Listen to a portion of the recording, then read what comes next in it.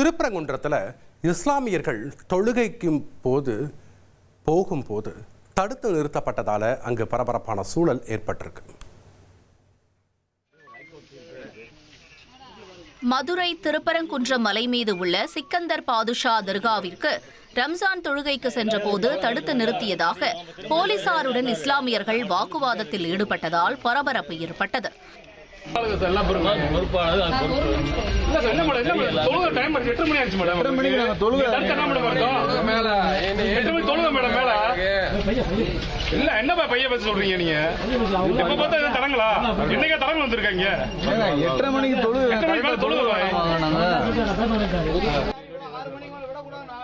மலைக்கு செல்பவர்களின் பெயர், முகவரி உள்ளிட்ட விவரங்களை பதிவு செய்த பிறகே அனுமதிக்க முடியும் என்று காவல்துறையினர் தெரிவித்துள்ளனர். போலீசாரின் இந்த நடவடிக்கைக்கு இஸ்லாமிய அமைப்பினர் எதிர்ப்பு தெரிவித்தனர். தகவல் அறிந்து வந்த திருப்பரங்குன்றம் காவல் உதவி ஆணையர் சசி பிரியா அவர்களிடம் பேச்சுவார்த்தையில் ஈடுபட்டார்.